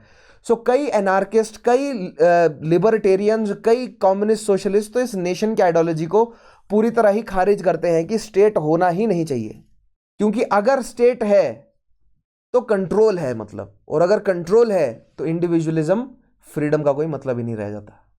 ठीक है, यानी वो लिमिटेड फ्रीडम है ना। फिर आज की डेट में आप खड़े होकर ये नहीं बोल सकते कि मैं भारतीय करेंसी को नहीं मानता, मैं भारतीय शासन को नहीं मानता, या मान लीजिए नॉट जस्ट इंडिया लेकिन कोई भी कंट्री हो। फॉर एग्जाम्पल अगर आप यूरोप में, ब्रिटेन में, जर्मनी में कहीं भी हो, आप खड़े होकर ये नहीं कह सकते कि मैं सरकार को नहीं मानता। वहां पर हो सकता है कि थोड़ी सी आपके कॉन्सेप्ट की इज्जत रख ली जाए कि चलो आपके कॉन्सेप्ट की इज्जत हम रख लेते हैं। लेकिन मान लीजिए थर्ड वर्ल्ड कंट्री है, अगर आप पाकिस्तान में, इजिप्ट में अगर आप जाकर ये बोलते हैं कि मैं अल्लाह में विश्वास नहीं करता, तो आपको जो है वो शरिया के तहत तुरंत जो है वो सजा मिल जाएगी। भारत में भी कई जगहों पर यही हाल है आज की डेट में। आप मतलब धर्म के आधार पर जो है वो बहुत आसानी से ऑफेंड कर सकते हैं किसी को भी। ठीक है, तो खैर इस डायरेक्शन में नहीं जाऊंगा मैं, लेकिन पॉइंट ये है कि जो गवर्नमेंट का जो रूल है वो क्या है, वो कंपल्सरी है, वो कंपल्शन है, वो इम्पोज्ड है, वो थोपा गया है आपके ऊपर। ठीक है, ऐसा एनार्किस्ट कह रहे हैं। और इंसान के ऊपर, इंसान तो बॉर्न फ्री था ना, उसके ऊपर तो किसी का इंपोजिशन होना ही नहीं चाहिए। उसकी चॉइस अलग बात है, वो चूज करता है कि वो इस नेशन में रहे। लेकिन ये जो चॉइस है ना कि आप किस नेशन की नेशनैलिटी एक्सेप्ट करते हैं, ये एक बहुत बड़ी लग्जरी है। और ये लग्जरी जो है ना सोसाइटी के एलिट्स के पास है, आम लोगों के पास नहीं है। कि आप चूज करें कि आप कहां पर रहेंगे, आप चूज करें कि आप एक यूनिवर्सल सिटीजन, ऐसा आप कह ही नहीं सकते। ठीक है, no such thing as universal citizenship. मतलब ये इस कॉन्सेप्ट पे कई सरकारें काम कर रही हैं, बट उसको अचीव करना अभी बहुत दूर है, संभव नहीं है कंप्लीटली, मतलब सभी लोगों को यूनिवर्सल सिटीजनशिप मिले। ठीक है, काफी सारे इकोनॉमीज चल रही हैं, समझ रहे हैं आप, कैपिटलिस्ट इकोनॉमी चल ही कॉन्फ्लिक्ट्स पर रही है। इन रीजनल कॉन्फ्लिक्ट खत्म हो जाए तो कैपिटलिस्ट इकोनॉमी का बहुत नुकसान हो जाए। ठीक है, खैर आगे बढ़ते हैं। सो कंपल्सरी गवर्नमेंट और compulsory rule and holds that society can and should be organised without coercive state. और अनार्किज्म कहता है कि सोसाइटी बगैर कोअर्सिव, यानी कि ऐसी स्टेट जो कि अपने कानूनों को इंपोज करे अपने सब्जेक्ट्स पर, बगैर कोअर्सिव स्टेट के सोसाइटी को एस्टेब्लिश किया जा सकता है। ठीक है, सो दैट मीन्स अनार्किज्म आपकी लिबर्टेरियनिज्म एंड सोशलिज्म से थोड़ा थोड़ा सिंपैथी रखेंगे, ये तीनों कॉन्सेप्ट आपस में। दिस मे और may not involve rejection of any authority at all. यहां पर देखिए, हो सकता है कि एनार्किज्म के जो बिल्कुल फार राइट है वो कहते हैं कि किसी भी तरह की अथॉरिटी नहीं होनी चाहिए, लेकिन जो थोड़े से मतलब लिबरल एनार्किस्ट हैं वो कहते हैं कि, यानी कि जो लेफ्ट विंग एनार्किस्ट हैं वो कहेंगे कि थोड़ी बहुत अथॉरिटी तो होनी चाहिए ताकि क्राइम व्राइम को थोड़ा कंट्रोल में रखा जा सके। ठीक है, मिस यूज ना हो प्रोवाइडेड लिबर्टी का, उसके लिए थोड़ी बहुत अथॉरिटी तो होनी चाहिए। ठीक है, anarchist believe that government is both harmful and unnecessary. ठीक है, एनार्किस्ट क्या कहते हैं, ये सरकारें बनाई गई हैं, ये सरकारें जितनी भी तरह की सरकारें हैं, भले वो मोनार्कियल हो, अथॉरिटेटिव हो, डेमोक्रेटिक हो, लिबरल डेमोक्रेटिक हो, पार्लियामेंट्री गवर्नमेंट हो, प्रेसिडेंट, जैसी भी सरकारें हैं ना, ये सारी केवल और केवल मॉडर्न टाइम्स में कैपिटलिस्ट लोगों के सपोर्ट के लिए थी, मिडिवल टाइम्स में फ्यूडल लॉर्ड्स के लिए, एंशियंट टाइम्स में मास्टर्स के लिए या किंग्स के लिए डिजाइन थी, पूरी की पूरी उनके फायदे के लिए थी ये पूरा का पूरा गवर्नमेंट या अथॉरिटी का सिस्टम। और आम जनता जो प्रोलेटरेट है वो थ्रू आउट हिस्ट्री जो है वो प्रोलेटरेट परेशान ही होता है। ठीक है, यही सेम पॉइंट किसने कहा, यही सेम पॉइंट तो मार्क्सिस्ट आइडियोलॉजी ने रखा है। तो अनार्किज्म भले ही पहले पनप गया हो, या आप ये मान के चलिए कि जैसे जैसे इंडस्ट्रियल रेवोल्यूशन या मर्केंटाइल इकोनॉमी ने पेस पकड़ना शुरू किया, साथ ही साथ सोशलिज्म, एनार्किज्म का भी डेवलपमेंट हुआ। ठीक है, सो एनार्किज्म का इतिहास भी मैं आपको बताऊंगा आज। Philosophical anarchism contends that state lacks moral legitimacy, that there is no individual obligation or duty to obey the state. So philosophical anarchism क्या कहता है कि राज्य की बात मानना मानने की कोई जरूरत नहीं है, कोई ऑब्लिगेशन नहीं है कि आपको माननी ही पड़ेगी, बट माननी पड़ती है। ठीक है, ऑब्लिगेटरी है राज्य की बात मानना। जिस भी राष्ट्र में आप रह रहे हैं, ऑब्लिगेटरी है आपके ऊपर कि आपको राज्य की बात माननी पड़ेगी। लेकिन अनार्किज्म कहता है कि ऐसी कोई ऑब्लिगेशन नहीं है इंसान के ऊपर, मैन इज बॉर्न फ्री। ठीक है, and conversely that the state has no right to command individuals. और दूसरी साइड राज्य भी किसी इंडिविजुअल पर कमांड नहीं कर सकता और इंडिविजुअल राज्य की कमांड ना माने। ऑब्लिगेशंस दोनों साइड से ही नहीं है। ठीक है, however it does not actively advocate the revolution to eliminate the state. Now this is the difference between anarchism and communism. Communism कहता है कि स्टेट को रेवोल्यूशन से हटाएंगे, अनार्किज्म कहता है कि स्टेट को रेवोल्यूशन से हटाने की कोई जरूरत नहीं है, ग्रेजुअल चेंजेस से अपने आप अनार्किज्म आ जाएगा। लेकिन अब आप अनार्किज्म और कम्युनिज्म को कंपेयर करेंगे ना, तो फाइनल फॉर्म्स हैं वो दोनों की सिमिलर है ऑलमोस्ट। तो एनार्किज्म भी फाइनली स्टेटलेस क्लासलेस सोसाइटी चाहता है। ठीक है, और कम्युनिज्म ने एक्चुअली डिफाइन किया है कि फाइनली स्टेटलेस और क्लासलेस सोसाइटी बनेगी। तो देखिए यहां पर हुआ क्या, थ्रू आउट द प्रोसेस ना, एनार्किज्म पहले, मतलब जो जॉन स्टुअर्ट मिल ऑब्वियसली पहले, बेंथम पहले आए मार्क्स से। तो जॉन स्टुअर्ट मिल, जेएस मिल और जेरेमी बेंथम की बातें पढ़ने के बाद कार्ल मार्क्स ने दास कैपिटल कम्युनिस्ट मैनिफेस्टो लिखा है। दैट मीन्स इनके जो एनार्किस्टिक आइडियोलॉजीज हैं, क्लियरली उनका असर कम्युनिस्ट मैनिफेस्टो पर दिखता है।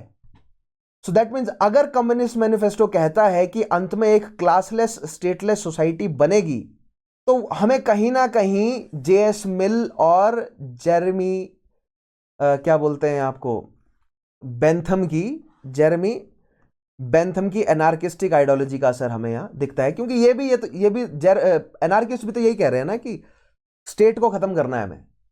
ठीक है, but it calls for a gradual change to free the individual. Whereas communist manifesto में, देखिए मैंने आपको बताया था ना कि जो कार्ल मार्क्स के जो आइडियोलॉजीज थी वो प्रैग्मेटिक थी। कार्ल मार्क्स ने जो है वो अपने कम्युनिस्ट मैनिफेस्टो को बहुत ज्यादा प्रैग्मेटिक बताया कि ये प्रैक्टिकल तरीका है, एंड उन्होंने कहा कि this is the only practical way to achieve communism और अ क्लासलेस स्टेटलेस सोसाइटी।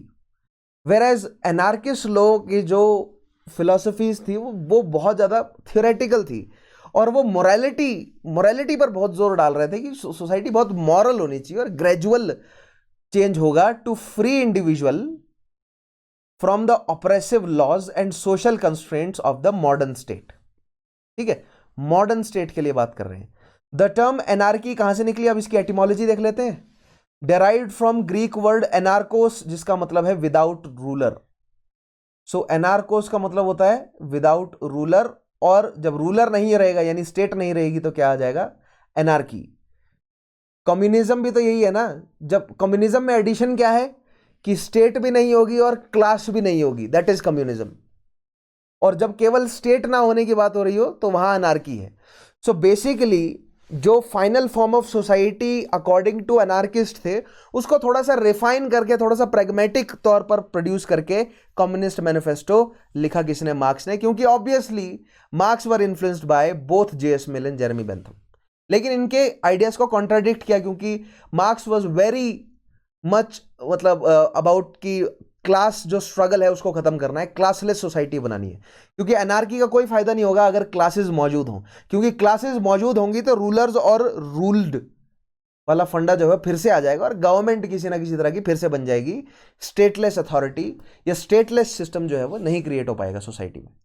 ठीक है, now up till 19th century, अब 19th सेंचुरी तक मैंने आपको बताया ना, एनार्किज्म को काफी पॉजिटिवली देखा जाता था, लेकिन फिर धीरे धीरे एनार्किज्म जो है वो एक टेररिज्म की तरह ट्रीट किया जाने लगा। Up till 19th century the term was generally used in a positive manner to describe a coherent political belief, and it was only later it became used pejoratively to mean something akin to chaos. ठीक है, so जैसे कि systematically communism को bad, evil जो है वो US के media ने, यूरोप के मीडिया ने घोषित कर दिया है, सोशलिज्म को इविल घोषित कर दिया है, उसी तरह कुछ 19th सेंचुरी में तो एनार्किस्ट काफी रिप्यूटेड था, और जितने भी एनार्किस्ट थे जैसे कि रशियन थे मिखाइल बुकानिन, इनकी काफी इज्जत थी।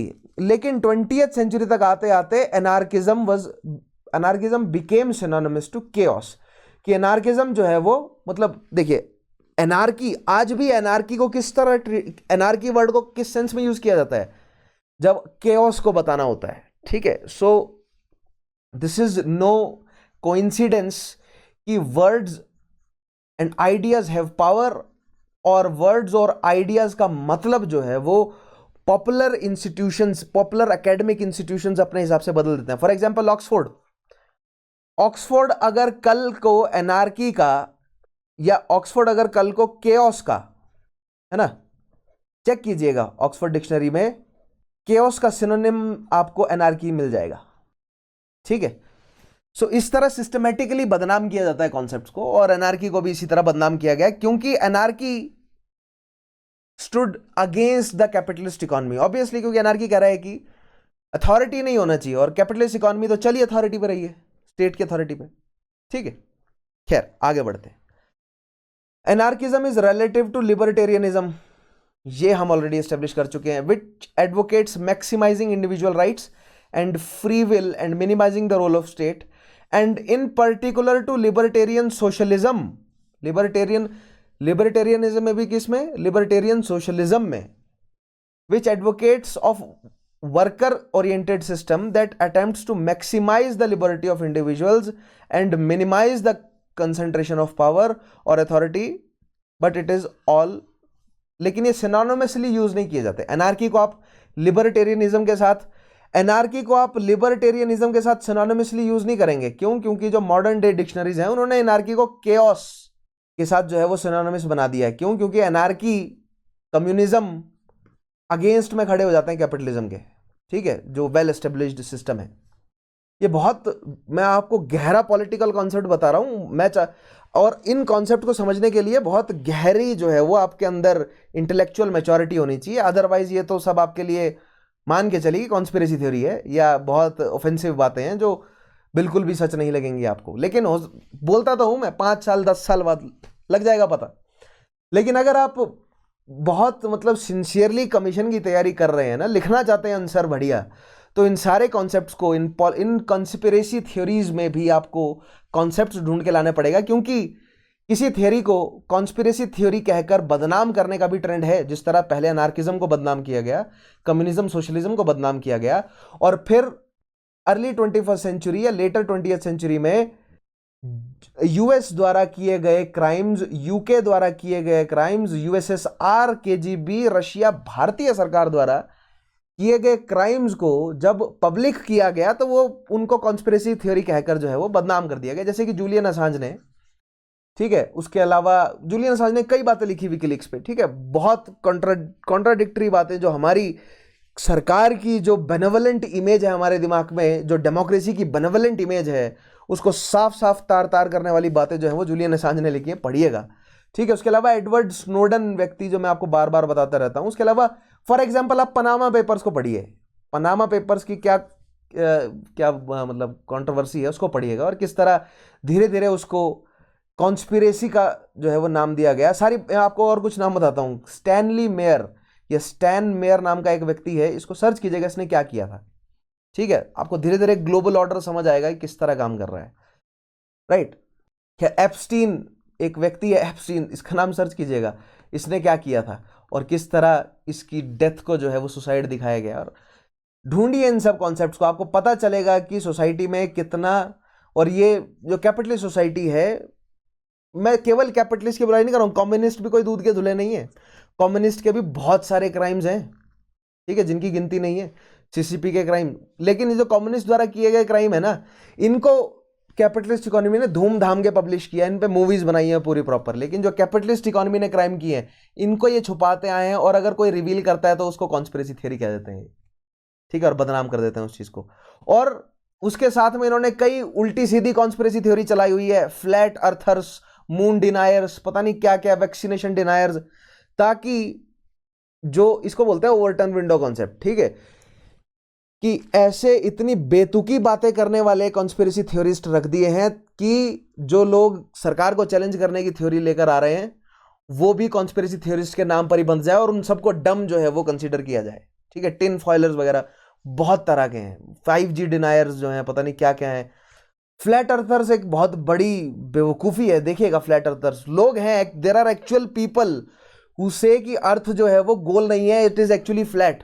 और ये जो सारी ये जो सारी फुटेजेस हम देखते हैं ये सब डॉक्टर्ड होती हैं राउंड अर्थ की। देर आर सम पीपल, ठीक है। तो इस तरह इसको बोलते हैं ओवरटर्न विंडो, ठीक है, कि ऐसा एक्सट्रीम दिखा दें कि मतलब इतना एक्सट्रीम बोलें कि उस एक्सट्रीम की तरफ, मान लीजिए, चलो किसी और कॉन्सेप्ट में आपको ओवरटर्न विंडो कॉन्सेप्ट समझाओ, बहुत थोड़ा लंबा हो जाएगा, ठीक है, लेकिन खुद से सर्च कीजिएगा ओवरटर्न विंडो क्या होता है, ओवरटर्न विंडो। और ये जो मैंने नाम बताया आपको, इनको थोड़ा सा सर्च कीजिएगा, ग्लोबल पर्सपेक्टिव जनरेट कीजिए, ठीक है। खैर आगे बढ़ते हैं।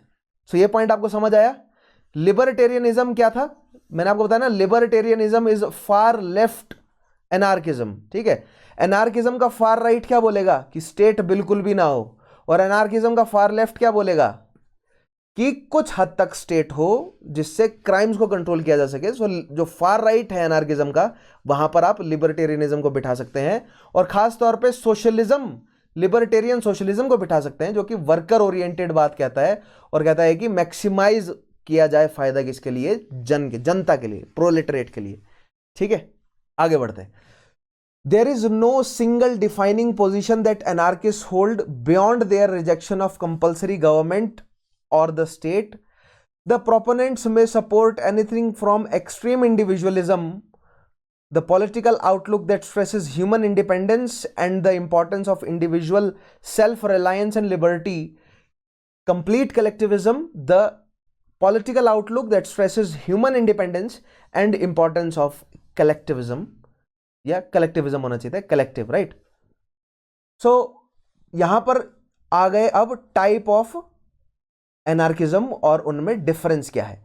सो to type of basic anarchism है, एक्सट्रीम इंडिविजुअलिस्ट और कंप्लीट कलेक्टिविस्ट, ठीक है। एक्सट्रीम इंडिविजुअलिज्म क्या कहता है, एक्सट्रीम इंडिविजुअलिज्म आप मान सकते हैं कि फार राइट एनार्किज्म है, जो ये कहता है कि एक व्यक्ति खुद जो सोचता है, जैसे मैंने बोला ना कि अनार्किज्म की बेसिक सोच क्या है कि मैं क्यों मानूं कि मेरे ऊपर किसी और का शासन है, राइट। मैं नहीं मानता किसी का भी शासन, मेरे ऊपर किसी का भी शासन नहीं है। So that is extreme individualism. क्या बोलता है, the political outlook that stresses human independence and the importance of individual self reliance and liberty. एक व्यक्ति खुद जो है वो जी सकता है, और एक व्यक्ति की खुद की लिबर्टी, ठीक है। और दूसरी साइड कंप्लीट कलेक्टिविज्म क्या बोलता है, political outlook stresses human independence पे भी बात करता है ये, लेकिन कलेक्टिवली रहकर। तो ये आप मान सकते हैं कि लेफ्ट विंग, ठीक है, कलेक्ट या सोशलिस्टिक, आप थोड़ी सी अनार्किस्ट अप्रोच मान सकते हैं, या अनार्को कम्युनिज्म रख लीजिए, ठीक है। दिस इज अनार्को कम्युनिज्म, जहां पर कम्युनिज्म है लेकिन एनार्की के साथ, ठीक है। सोसाइटी मिलकर जो है वो काम कर रही है, लेकिन राज्य भी नहीं है ऊपर, ठीक है। लेकिन ये दोनों ही लोग क्या बात मान रहे हैं, ये दोनों ही लोग एक पॉइंट पे सहमत हैं कि स्टेट नहीं होना चाहिए, अथॉरिटी नहीं होनी चाहिए ऊपर सर पे किसी की भी, ठीक है। Rejection of compulsory government, compulsory government reject हो, खुद से अगर लोगों ने इकट्ठा मानकर जो है वो मान कर लिया कि चलो, जैसे यूएस में कई जगहों पर होता था कि एक शहर जो है वो आपस में इलेक्ट कर लेता था कि ये हमारा शरीफ है, ये हमारा दारोगा है, ठीक है। तो कुछ उस तरीके का चल जाएगा काम, लेकिन कंपलसरी सरकार अगर सर पर आकर बैठ गई तो वो उस चीज को हम नहीं मानेंगे। कंपलसरी जो गवर्नेंस है उसको हम नहीं मानेंगे, ठीक है। ये दोनों तरह के अनार्किस्ट मानते हैं ऐसा। अब देखते हैं हिस्ट्री ऑफ एनार्की, ठीक है। ये अनार्किज्म का थोड़ा सा इतिहास समझते हैं क्या है। Humans lived for thousands of years in societies without government according to anarcho-primitivists, ठीक है। सो anarcho-primitivists क्या कहते हैं, वही जो कम्युनिस्ट ने कहा कि प्रिमिटिव जो सोसाइटीज हैं इंसान की, वो विदाउट गवर्नमेंट के रहती थी, और वो जो प्रिमिटिव सोसाइटीज हैं वो विदाउट गवर्नमेंट के कम्युनिज्म में रहती थी, यानी कि सभी रिसोर्सेज को सभी लोग जो है वो इस्तेमाल करते थे और कोई भी ओन नहीं करता था, ठीक है। सो इसी तरह का आउटलुक जो है वो प्रिमिटिव या एनार्को प्रिमिटिव्स का भी है। It was only after the rise of hierarchical societies that anarchist ideas were formulated as a critical response to and rejection of coercive political institutions. So जैसे जैसे राजा स्ट्रांग होता गया, जैसे जैसे सभा समितियां बनती गई, उसके विरोध में एनार्किज्म भी आता गया। सो एनार्किज्म को अकॉर्डिंग टू जो एनार्किस्ट हैं उनके अकॉर्डिंग एनार्किज्म तब से है जब से पहली बार सोशल कंट्रोल का या सोशल या हायरार्कियल सोसाइटी का कॉन्सेप्ट जो है वो आया था, तब से एनार्की भी है, तब से एनार्किज्म का कॉन्सेप्ट भी है।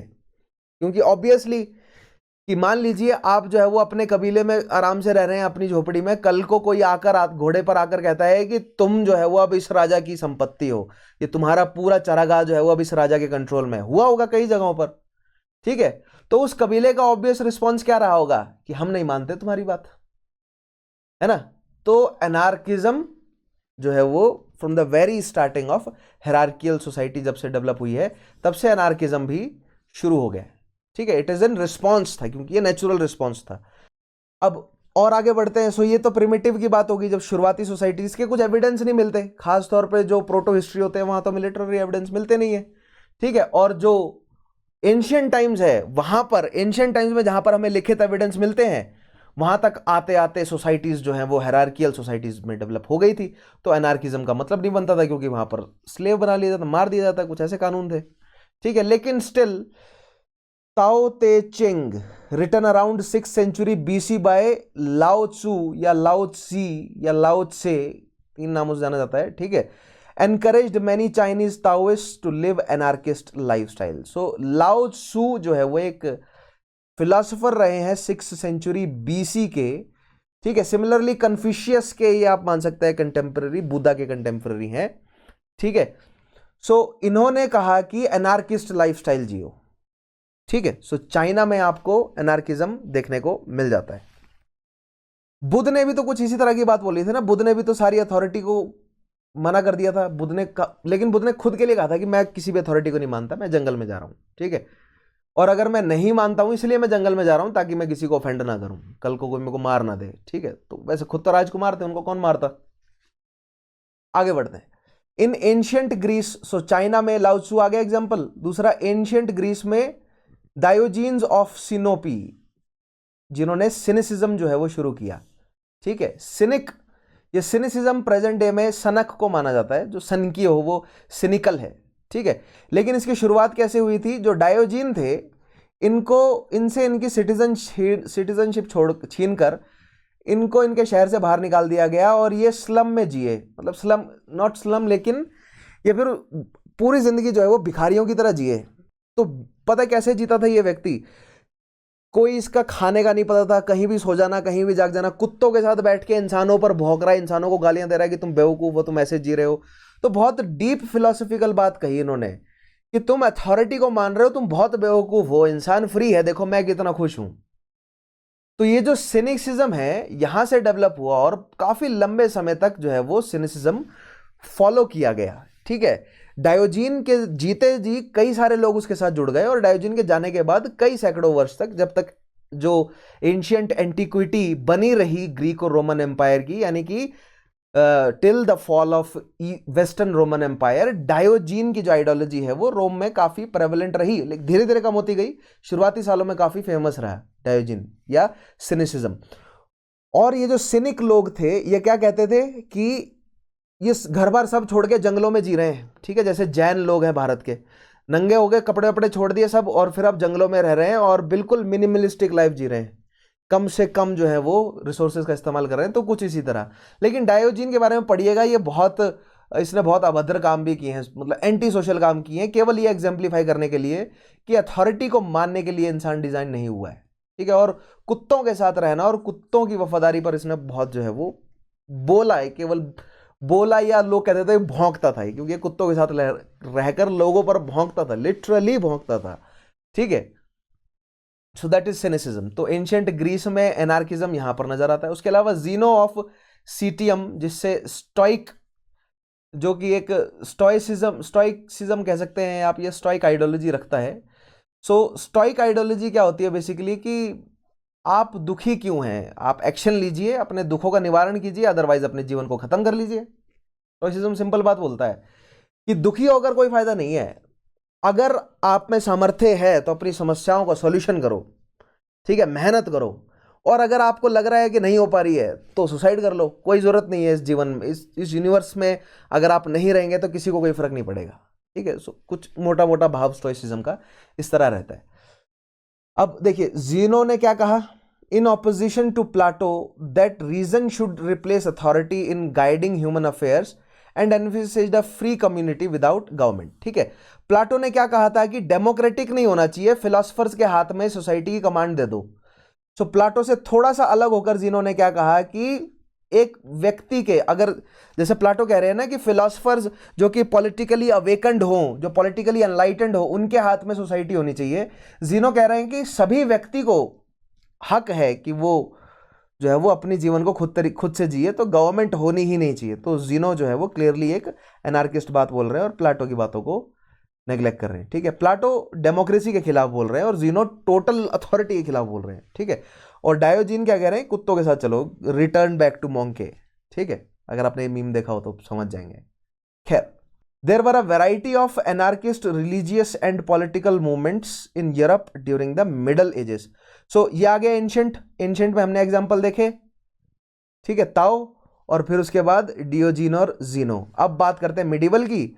सो मिडिवल में कई एग्जांपल्स निकल कर आते हैं, middle ages and later, including brothers and sisters of Free Spirit, Klompdraggers, the Hussites, Adamites, Anabaptist and Diggers and Levellers, but none had much widespread influence. तो इनके नाम आपको ध्यान रखने हैं, इन्होंने क्या किया वो ज़्यादा इंपॉर्टेंट नहीं है आपके लिए, केवल आप नाम ध्यान रख सकें तो आंसर राइटिंग में काफ़ी फायदेमंद रहेगा। उसके अलावा ये बेसिकली क्या है, ये कर क्या रहे हैं, सर्वडम के खिलाफ बोल रहे होंगे, ये जो फ्यूडल लॉर्ड्स हैं उनके खिलाफ बोला इन्होंने।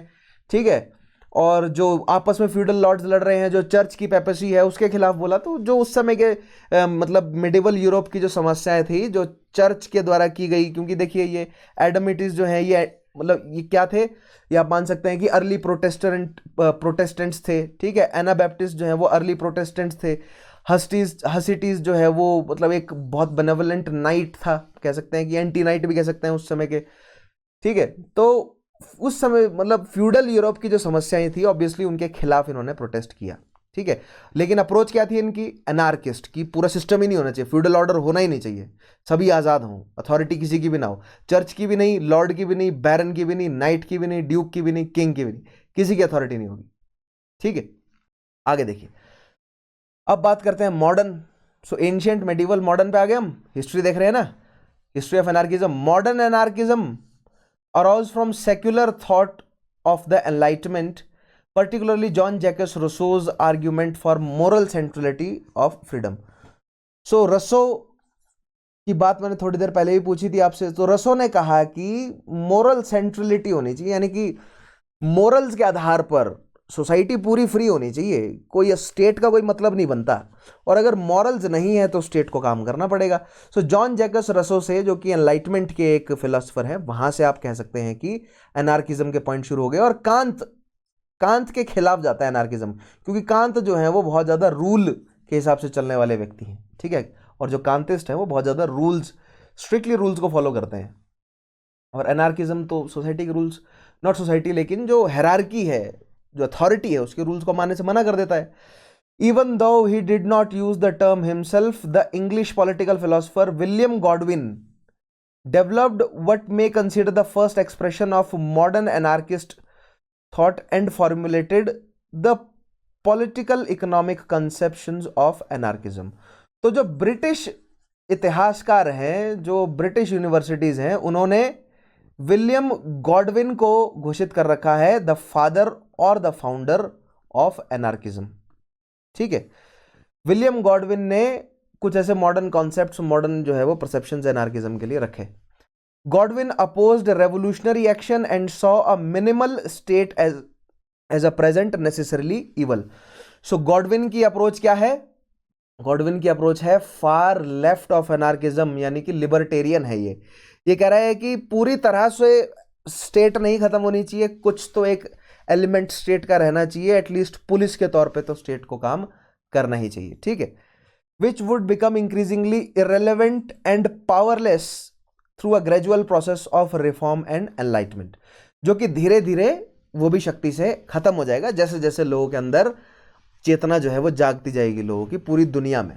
तो समस्या पता क्या है इन सब फिलोसफर्स की, यूरोप में बैठ के सोच रहे हैं ये भारत को कंसीडर नहीं कर रहे, south east Asia, China, Arabia, Africa, America, किसी को कंसीडर नहीं कर रहे, केवल यूरोपियन सोसाइटी को कंसीडर करके अपनी फिलॉसफीज दे रहे हैं। इसीलिए प्रैक्टिकल प्रैग्मेटिक नहीं है। कैपिटलिस्ट इकोनॉमी कामयाब इसीलिए है क्योंकि कैपिटलिस्ट इकोनॉमी पूरी दुनिया में कहीं भी इंसान होगा वो प्रॉफिट तो कमाना चाहेगा ही, राइट। इस एक बेसिक सेंस पे काम कर रहा है कि इसीलिए यूनिवर्सलिटी है कैपिटलिज्म की ये, कि सभी लोग खुली मार्केट में ट्रेड करना चाहेंगे ही और सभी लोग ज़्यादा से ज़्यादा प्रॉफिट कमाना चाहेंगे ही। ये दो ऐसी चीज़ें हैं जो हर एक दुनिया के हर कोने के बिजनेसमैन की ज़रूरत रहेगी। इसीलिए कैपिटलिज्म जो है वो क्या है, यूनिवर्सल है और पूरी दुनिया में इसीलिए फैल भी सका, सक्सेसफुली फैला, कुछ एक जगहों पर नहीं है प्रॉपरली, ठीक है। नेक्स्ट देखिएगा, he also advocated extreme individualism, proposing that all cooperation in labor be eliminated। extreme individualism कहा किसने? विलियम गॉडविन ने, कि एक्सट्रीम इंडिविजुअलिज्म हो। अब देखिए यहां पर गॉडविन की बातों में ही एक बैलेंस आ रहा है, ठीक है। फार लेफ्ट में गॉडविन चले जाते हैं जब वो बोलते हैं कि कुछ एक एलिमेंट स्टेट के हों, फार राइट में गॉडविन आ जाते हैं जब वो कहते हैं कि इंडिविजुअल हो, ठीक है, लेबर भी आपस में यूनियंस बनाकर ना रहे, ठीक है। तो वो कम्युनिज्म सोशलिज्म की आइडियोलॉजी को हटा देते हैं, राइट, समझ रहे हैं। उसके बाद आता है Edmund Burke, in his a vindication of national society of 1756 advocated the abolition of government, although the latter claimed it was intended as a satirical work, ठीक है। जब बैकलैश हुआ, बहुत पॉलिटिकली उनको प्रेशर डाला, तो उन्होंने बाद में कहा कि ये सैटायरिकल वर्क है। तो एडमंड बर्क एक एग्जाम्पल आप ध्यान रखेंगे। और a vindication of natural society, natural society किस तरह की, जो एक क्लासलेस, एक स्टेटलेस सोसाइटी होगी, that is natural society, right.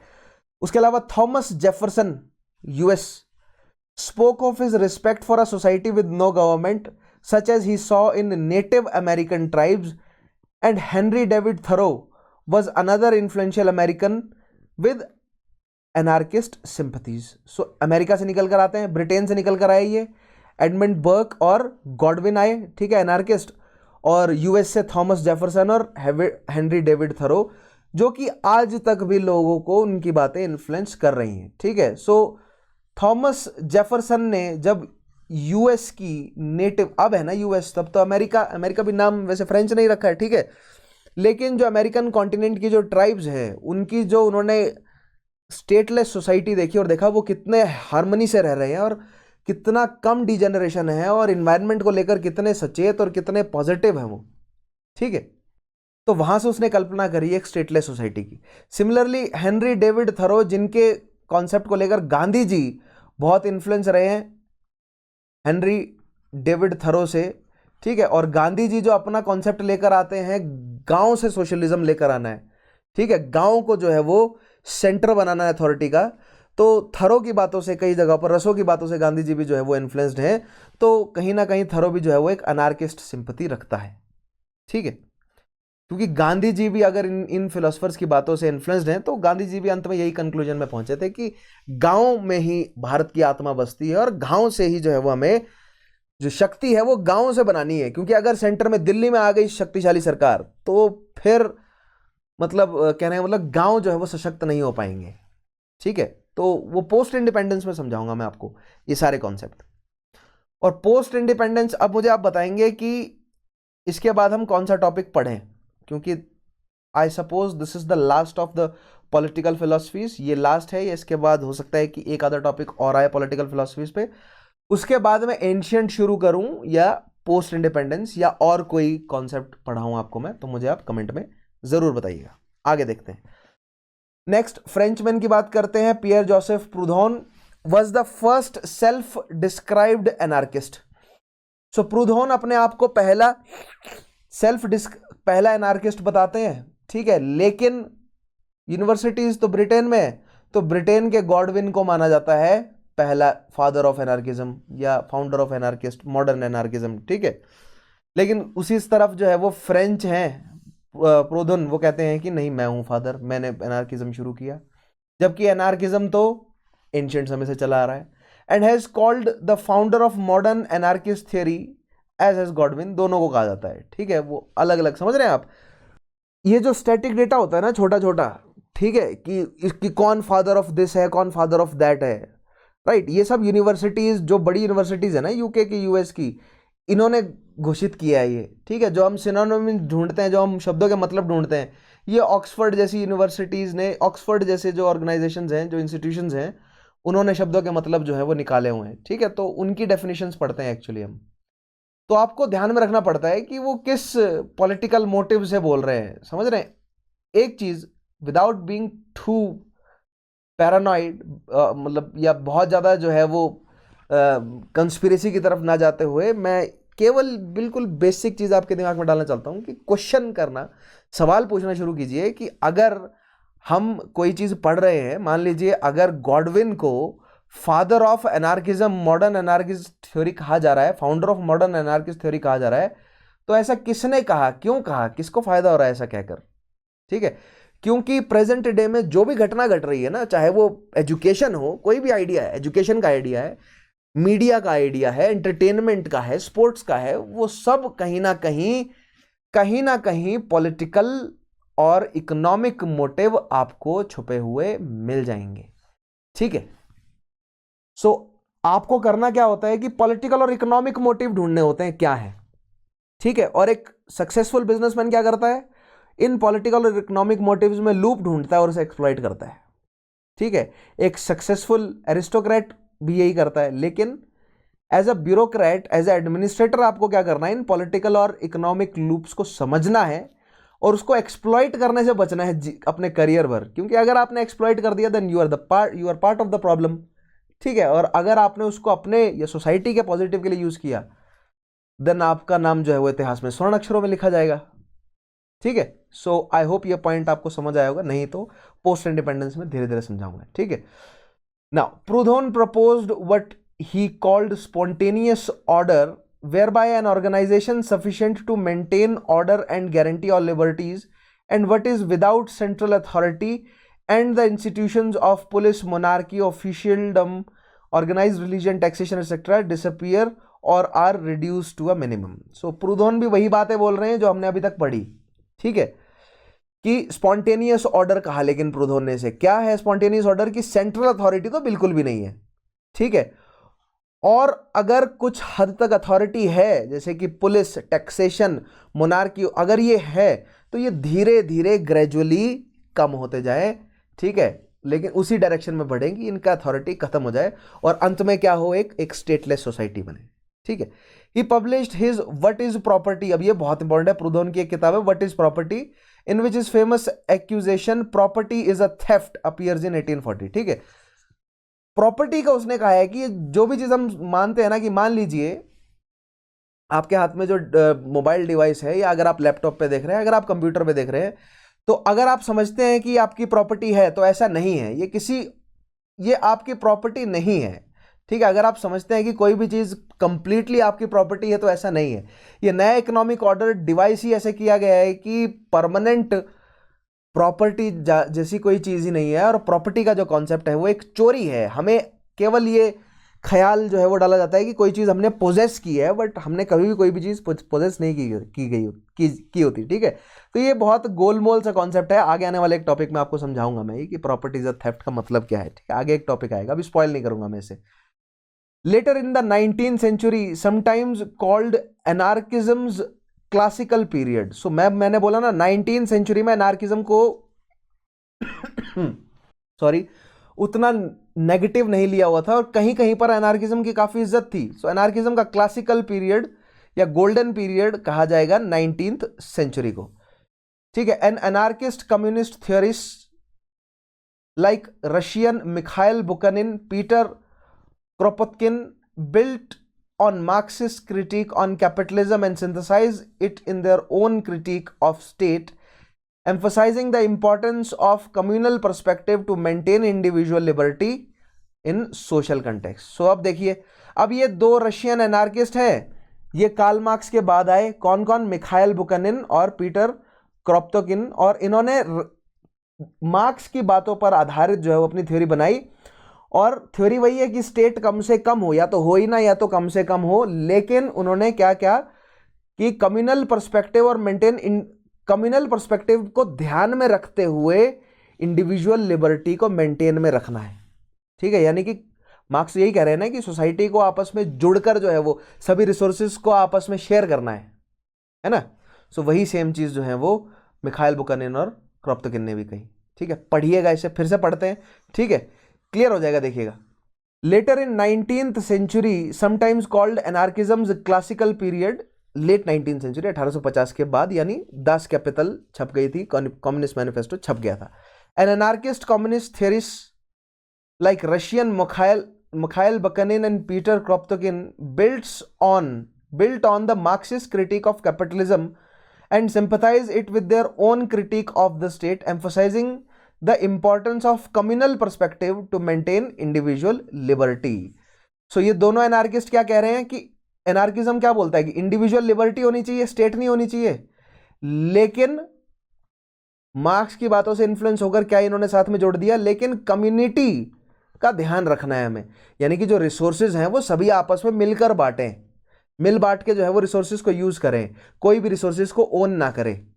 ठीक है, इस चीज का ध्यान में रखते हुए हमें एक एनार्किस्ट सोसाइटी डिवाइस करनी है।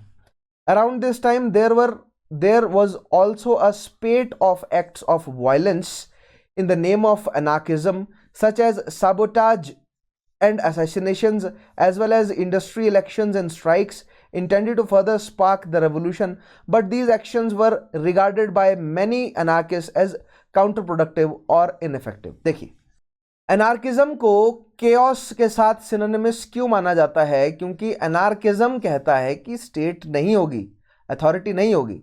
ठीक है, लेकिन कुछ फार राइट या कुछ ऐसे रेडिकल और काउंटर प्रोडक्टिव एनार्किस्ट निकल कर आए जिन्होंने इस आइडियोलॉजी पर चलते हुए कई कत्ल कर दिए, कई जगह पर बॉम्बिंग्स कर दी, बहुत सारी स्ट्राइक्स करी, यानी उनके पास बड़ा पॉलिटिकल सपोर्ट तो था नहीं और फिर वो इस तरह के काम कर रहे थे।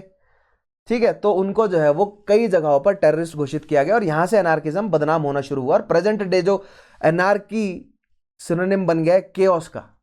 ठीक है, सो समझ रहे हैं कितना डीप मीनिंग है। अगर सरकार नहीं होगी ना, अगर गवर्नमेंट नहीं होगी तो वो केओस है, अगर अथॉरिटी नहीं होगी तो वो केओस है।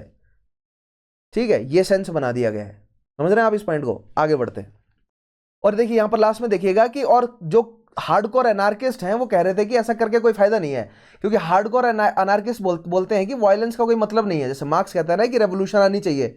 ठीक है, जो हार्डकोर एनार्किस्ट है वो बोलते हैं वायलेंस होगा ही नहीं, ग्रेजुअल चेंज होगा, एनलाइटमेंट आएगा। 1 सेंचुरी नहीं, 2 सेंचुरी नहीं, 5, 7, 10 सेंचुरीज बाद, 1000 सालों में तो आएगा ही, अंत में एनार्की ही डेवलप होगी। ठीक है, मार्क्स बोलता है कि इस प्रोसेस को थोड़ा स्पीड अप किया जाए, सोशलिज्म ले आते हैं, फिर धीरे धीरे जो है वो रेवोल्यूशन होगी और फिर कम्युनिज्म जो है वो आ जाएगा। ठीक है, सो मार्क्स ने इस प्रोसेस को थोड़ा स्पीडी किया है। आगे देखते हैं।